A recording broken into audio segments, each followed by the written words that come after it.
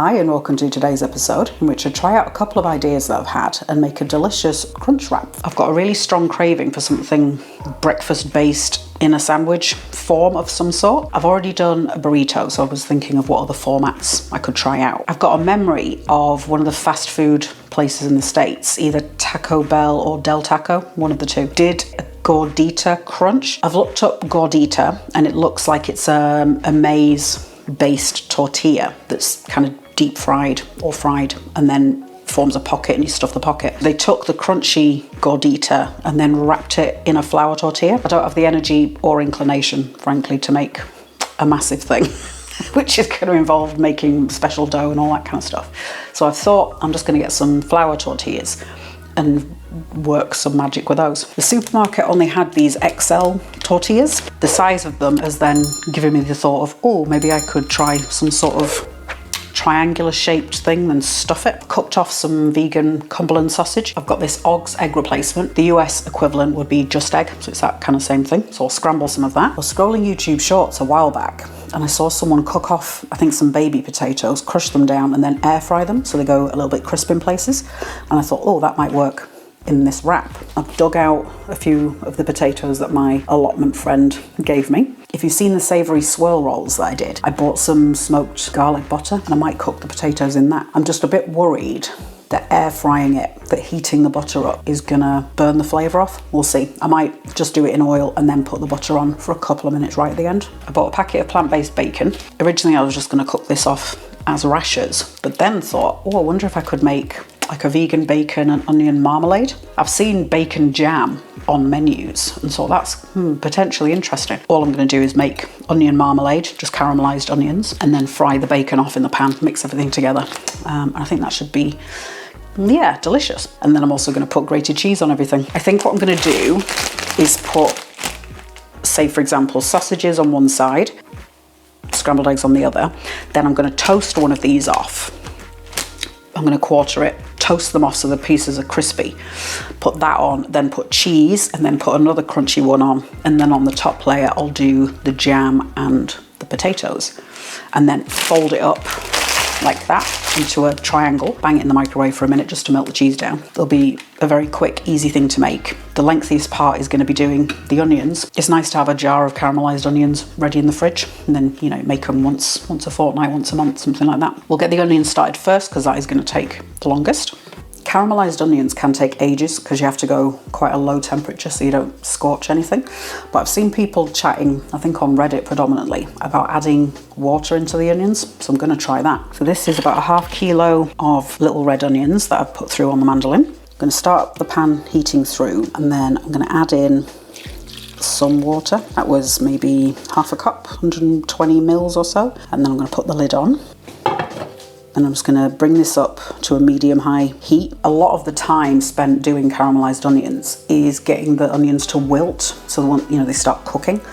So by adding the water, that also releases the sugars and amino acids, so that all floods out into the water. The onion, the cells within the onion, they start collapsing. When onions go translucent, that's what we're trying to force and speed up a little bit, because trying to do that just with the dry heat of the pan can take ages. I think I'll cook off the potato next, just in the microwave, and then that's done and ready to be dealt with. I'm going to cook the potatoes in the microwave. These are knobbly type, so I'm just going to snap the knobbles off and just then cut the bigger pieces down. I'm going to leave skins on because I quite like the skins. Feel free to peel them. That's the spuds all cut to roughly equal size. Put a lid on, no water. I find it doesn't need any extra water, and in this way it just kind of intensifies the flavour of the potato. I'll do them for 3 minutes, stir another 3, and then see how much they need. Yeah. So that's the size of the tortilla, and then that's what we're going to end up with. So I'm going to cut this down into quarters and toast it. My thinking for the toasted ones is I should probably cut them down a bit smaller, just so it doesn't get in the way of folding.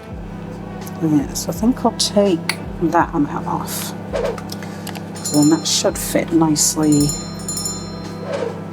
inside the other one. I've laid it out roughly where they are. I think that's perfect. All right, so I'm going to get them in the air fryer, toast them off. And I might as well prep the bacon while I've got the board here. I'm going to do fairly small pieces. Just break that down a bit more. I should have said if you're air frying the tortillas on their own because they're quite light, there's a chance they're going to just fly up with the force from the fan. So I've been using that to pin them down, because I did 2 pieces at a time, just so I wasn't having overlap, because that would prevent them getting as crunchy. So I've put the 2 pieces in, put that on top, and that's keeping them pinned down nicely. Let's head over to the onions, see how they're doing. So they're now translucent, so I will leave them uncovered.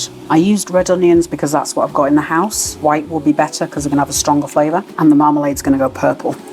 Once all this excess liquid's cooked off, I'm going to start dropping the temperature, and I'll add a little bit of olive oil, I think, just for a nice bit of rich mouthfeel. I've seen people suggest to pour the liquid away once the onions are cooked. Don't do that. That's flavour. Keep that in the pan and just cook it off. This is a non-stick pan. If yours isn't, you're probably going to want to add oil in sooner. Touch of oil, only like half a teaspoon or so. Going to add a small pinch of salt.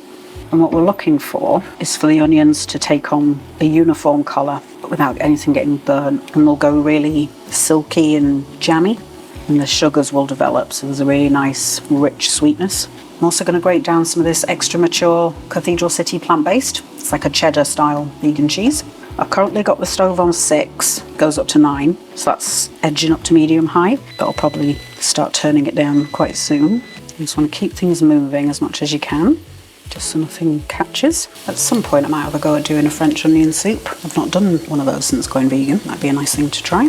Let's do the potatoes. So the potatoes are all cooked, so I'm going to blot them on a bit of paper towel.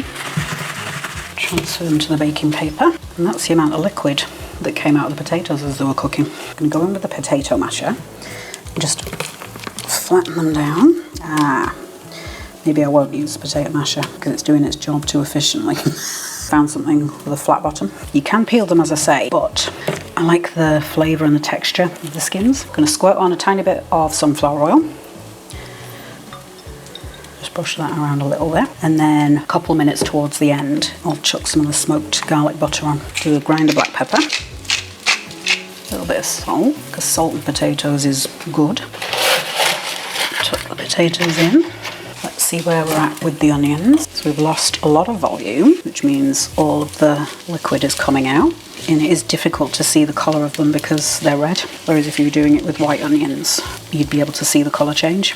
Decided to do the eggs in this bowl, so I'm going to gloop it in, and then I'm going to microwave this uncovered. We'll do 2 minutes, and then we'll do minute blasts until they're cooked through. That's the egg mixture after 2 minutes, so it goes to like a solid piece, and then just go through and break it up. Instead of the Oggs or just egg, you could do a tofu scramble. I'll stick the link to the one I did. I used silken tofu for. Came out really nice, very tender. Put that in for another minute, and that'll probably be in for another 3 minutes in total, 3-4 minutes. I'm going to push everything over here, just so I can cook off that bacon. Touch more oil, and then I'll add some of the bacon. I've done just over a third. Let the bacon pieces fry off a little bit. That's the butter that I mentioned for the potatoes, the smoked garlic plant-based butter. There's our lovely little spuddies. Just going to put little bits on, and then put that on for a final couple minutes. Bacon pieces are all cooked through nicely, so we'll stir all of it back together. Got this on 3 now, so it's a very low heat.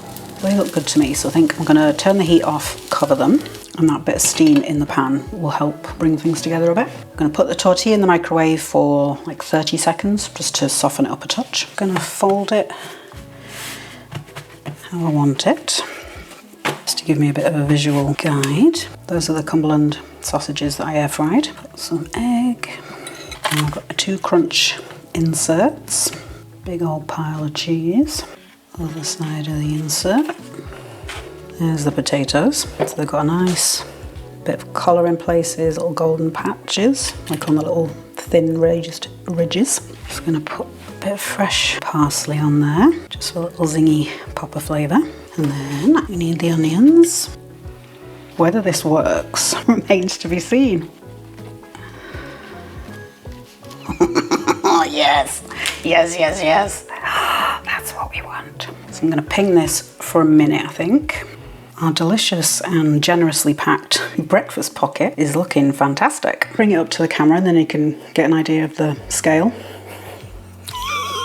That's a huge breakfast, isn't it? Definitely no polite way of doing this, so I'm just gonna go in one corner where it's a bit thinner.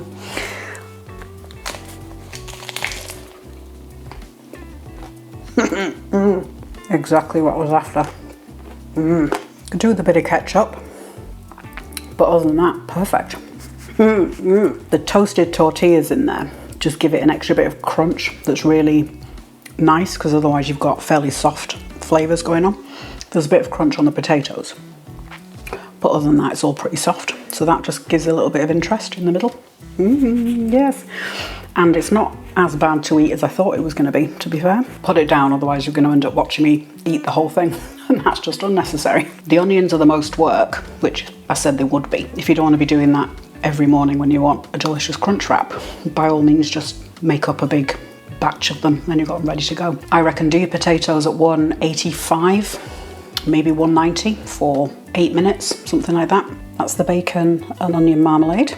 So in fact, in this light, you can see it's got like a really nice burgundy kind of colour to it. The onions are really sweet and sticky.